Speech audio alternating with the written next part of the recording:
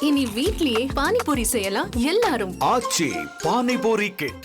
மத்திய அரசுக்கு மக்கள் ஆதரவு கொடுத்துள்ளதால் சட்ட திருத்தம் கொண்டு வருவதாக தமிழக சட்டப்பேரவையில் பாஜக உறுப்பினர் வானதி சீனிவாசன் தெரிவித்தார். சமூக நீதி உள்ளிட்டவை குறித்து பேச தனக்கு நேரம் கொடுத்தால் நன்றாக இருக்கும் என்றும் தெரிவித்தார். இது தொடர்பாக பேசிய முதலமைச்சர் ஸ்டாலின், நாடாளுமன்றத்தில் கூட்டுக்குழுவில் பேசுவதற்கு திமுக உறுப்பினர்களுக்கு அனுமதி வழங்கப்படவில்லை. தமிழக சட்டப்பேரவையில் ஜனநாயகம் உள்ளதால் வானதி சீனிவாசனை எவ்வளவு நேரம் வேண்டுமானாலும் பேச விடுங்கள் என கேட்டுக் கொண்டார். தொடர்ந்து பேசிய வானதி சீனிவாசன், அரசியலமைப்பு சட்டத்தின்படிதான் தேர்ந்தெடுக்கப்பட்ட மக்கள் அரசுகள் ஆட்சி நடத்த வேண்டும் என தெரிவித்தார்.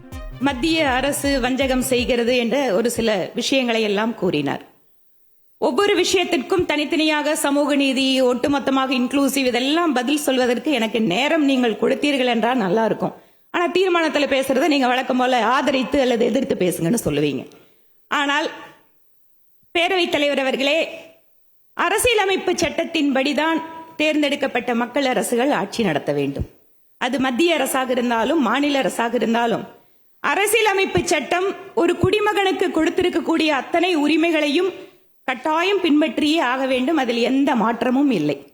இனி வீட்லயே பானிபூரி செய்யலாம் எல்லாரும். ஆச்சி பானிபூரி கிட்.